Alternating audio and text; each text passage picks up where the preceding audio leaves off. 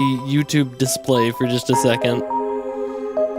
And I've got some stuff to talk about here. I went and saw a movie last night. It wasn't just any movie. Oh, the audio's loud, isn't it? Hold on, let me fix this. My bad. I'm all over the place tonight. Welcome. Welcome. Hi. Hi, chat. Hi, YouTube chat. Hi, Twitch chat. Hello, welcome. Did you watch Black Dynamite? No, I did not watch Black Dynamite. However, that's a great movie. I wanted to talk about how I just got done watching the Super Mario Galaxy movie yesterday. Here's my review. Not good. Review ended. Anyways, let's move on to the next part of the stream. Oh, so you watched CGI The Dog Shit Part 2. Yeah, a little bit. It wasn't terrible, but it was also terrible. Let me explain. I feel as... Fuck this song. Why did you waste money on that? Funny. Now listen. I wanted it to be good. That's why I wasted money on that. People made it out to be like it was the worst movie ever. It wasn't that bad. I agree. Let me get into that. So, basically, the movie is gorgeous. It is very pretty. The movie looked fantastic. The movie had a much better soundtrack than the first movie. Literally, like, amazing soundtrack compared to the first one. I counted one singular licensed song in this movie, which was very good. I did not want more, like, bullshit licensed music in the movie. No, most of it was a new thing. They like orchestrated a lot of it. A lot of it was like a theatrical, very big sounding soundtrack. It was very good. However, my gripes come in the fact that it really didn't feel like a Galaxy movie, in my opinion. Oh wow, the soundtrack is getting angry at me right now. Hold on. It really didn't feel like a Galaxy movie. Yes, they go to different planets. They barely, and I'm talking barely, play around with any sort of gravity in the movie. Rosalina is... this is going to be a spoiler review, by the way, just so you know. For anybody who doesn't want spoilers. But who gives a shit? The movie was not good from a story standpoint. I think it was good from pretty much every other standpoint, but if you're there for a story, turn around. It's not a good story. Rosalina's in the movie for all of about 5 minutes. I want to say even less. I want to say even less, but that's probably not true. She's really just a MacGuffin. She's a plot device. She gets captured, and then that is her purpose. Her purpose is to just be the MacGuffin. Let's see here. Oh, what else? I have a whole list. Let me go down the list. I wrote down my thoughts this morning because I thought, well, no better time. I've had a little bit of time to steam on it. I said, these are in my words, this movie was the best Star Fox movie I've ever seen. It was also the only Star Fox movie I've ever seen. Kids will love this movie, but I feel like any adult who's not there to point their finger at every little reference and cameo to a Nintendo product is gonna fucking hate it. The whole movie just kind of felt very unsure of what plot points it wanted to set up, because you'd have like a little bit of development and then immediate resolutions. Like you'd have a little bit of like something's happening. There's conflict here. And then 2 minutes later, the plot line that just got introduced to you is resolved. It's kind of crazy. It's whenever you hear a lot of reviewers before this movie came out were calling this movie like TikTok the movie. They were calling it Jingling Keys the movie. And I kind of get where they're coming from with that. And from a perspective of somebody who understands that these reviewers probably didn't play the games, I also understand that they rightfully and understandably so probably hated the movie for a pretty good reason. Now that being said, the only constant in this movie was that Rosalina was captured and wasn't really a part of the movie. The Fox McCloud parts genuinely had me a little bit excited. I genuinely thought, like, hey, I really like the Fox McCloud stuff. I would like to see more of this. But, you know, it's questionable whether or not we will. Let me see here. Sorry, I'm trying to skim through my notes and give you kind of the spark notes of what's going on here.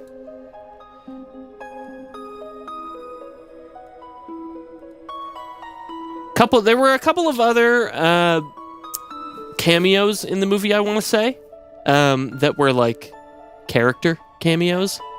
I'm not going to say who they are just to keep that kind of intrigue going, but Fox was the only one that got revealed before the movie came out, so I feel like that's fine to mention. The Fox stuff was cool. Star Fox, I am a big fan of Star Fox, if anyone did not know that. Overall, I would love to see a Star Fox movie, but I don't know if that's ever going to happen.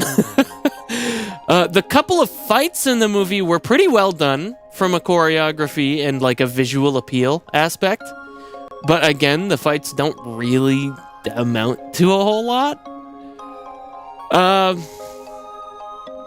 All of the music was fantastic. I might actually buy the soundtrack for this movie, just because it was that good. I'm not going to buy the movie, but I'll buy the soundtrack. The soundtrack was genuinely banger after banger. Really good. Really fucking good. Overall, I'd say it was a non-offensive distraction for an hour and a half. Really not quite as bad as the reviewers were saying, but when I look back on it, you know, just the whole movie is just references after references and cameos and plots that don't go anywhere. And they're just like, do you remember this? Hey, do you guys remember this? Like, here's an example. Again, spoilers for anyone who wants to see the movie. Bowser genuinely had a moment where he liked both of the Mario brothers. He makes kind of a sacrifice for them. Mario has some respect for that, and you think it's gonna kind of go somewhere. And it really looks like it will. But then 2 minutes later, after this happens, Bowser gets abducted by Bowser Jr. in his fucking UFO or whatever he's flying around. And then Bowser Jr. straight up gaslights Bowser into thinking that friends are meaningless and undoes all of the development that they just had in like a 2-minute scene. It's insane. I liked where it was going. I thought they could have really done something interesting with that. And they could have been like, oh, Bowser wants to see his son, but, maybe his son isn't right about, fucking hating everyone and wanting to nuke the planet. I don't know. It's just a little weird. There was lore that confirmed characters to be related. I'm not going to say anything specific. Some of you might glean what that means just off of me saying that. But there's lore that now confirms that two characters that have really never had any sort of relation in the games are now related. So that's cool, I guess. Who cares? It's Mario lore. Who gives a shit? They go through a reset every single game, it feels like. All in all, I don't think I'd watch it again like I did with the first movie. It's just not quite as a cohesive story at all. But if your kid hasn't read a book yet, they'll love it. Yeah, if they're really not too familiar with stories and how those are supposed to work, or the subversion of tropes, they will probably love this movie just because it's bright colors and it's a lot of pretty animation. And wow, I just deleted that image even though I still had it up on screen. I really have to give them credit for the cinematography. It was good in the first movie. It was fantastic in the second. Yeah, they did a great job. They did a great job animating it.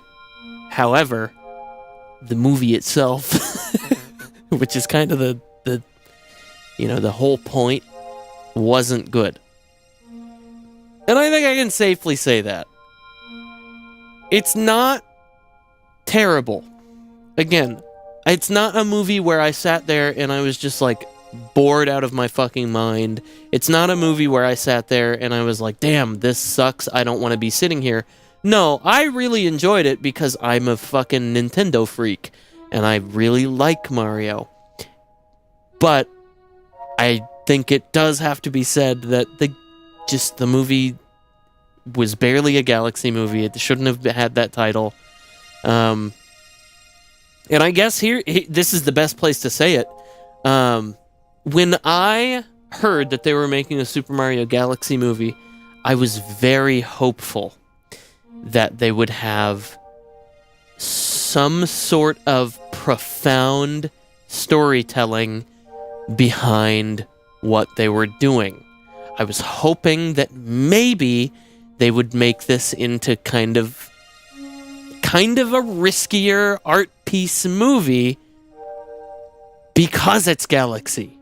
Galaxy is well known to be a pretty thoughtful little game, and it has its moments. It has its moments. It has quiet moments. It has these bombastic moments. The score is incredible, which, if I can give the movie any credit at all, it's that the score was fantastic. I was at the point where I was saying, okay, if they're not going to use licensed music, I would rather them literally just pull YouTube downloader the entire Mario Galaxy OST and just use it in the movie, because it still sounds that good. It still sounds really fucking good. But no, they blew it out of the park with the music. I did like, though, how even after that, he was like, okay, but do we have to kill them? Yeah, I appreciated that. I thought that was neat, too. I thought they could have really gone places with Bowser as a character, but they just decided to throw all of that away, which is really interesting to me why they would do that. Regardless, it's a kid's movie. I don't have any, I have no opinion of this either way. It's not good, it's not bad. I don't really care at the end of the day. It's not for me. That's kind of the thing I'm getting at. I'm not the audience. However, it is a little bit shitty of them to be like, yeah, we're making a Super Mario Galaxy movie, when all of the people who have played Mario Galaxy are fucking 20s plus people. I don't think, yes, they re-released them on the Switch and the Switch 2. I understand that. But, they have to know. They have to know, right? That Mario Galaxy is kind of that's for kids, for older people. Older people played those games, and they are the ones who enjoyed them growing up. And if you make a Mario Galaxy, it's like if I made a fucking Sonic the Hedgehog. It's like if I made Sonic R into a movie. What kid is gonna know what Sonic R is? You know? Like, that's a really weird example. But you have to understand what I'm getting at here. It almost feels like they're trying to advertise it to an older audience that enjoyed the older games. But at the same time, they want toddlers to love this. I do want to mention one last thing before we continue. And let me pull up the Super Mario Galaxy movie logo. Let's see here. Oh, they didn't do it in this one. I guess I got punked. I guess I got punked. Wait, maybe not? Maybe not. Hold on just a second. You'll see what I mean. Okay. So, in the original Super Mario Galaxy logo, these little shines that are on the logo, they're all over the logo, right? The little sparkles that are all over it. On the original Mario Galaxy logo, let me pull it up for you, because this is a very important conversation we're about to have. On the original Mario Galaxy logo, which is right here, you can see that the shines on the logo spell out, "You are Mr. Gay." Which is, that's a pretty funny little Easter egg to begin with. But then it goes deeper. Because when you look at the Super Mario Galaxy 2 logo, which I'll show you right here. Oh, if I could find it. Hold on. I don't know where it went. Here it is. When you look at the Super Mario Galaxy 2 logo, there's a little Easter egg here as well. Take a look. If you read the letters backwards, and you read the shines on them, it says, "Yeah, I am. Are you?" So we have a conversation going here. We have a little bit of a back and forth. We have, "You are Mr. Gay," and we have, "Yeah, I am. Are you?" But here's where it gets crazy. If you look at the fucking logo for the movie, the shines, oh god, do they still spell it out? Oh, hold on. I think they changed it. No, they didn't. I think if you look at it, it says, "He, Mr. Gay." Oh my god, where's the A shine? I don't know where the A shine is, but I swear I saw it before. "He, Mr. Gay." They had to have that one removed on purpose. It's close. It's close to "He, Mr. Gay." So we'll call it "He, Mr. Gay." It says, "He, Mr. Gay." The meme continues. And I'm really hoping we see the fucking thrilling conclusion to the gay chronicles in Super Mario Galaxy 3 for the Nintendo Switch 2.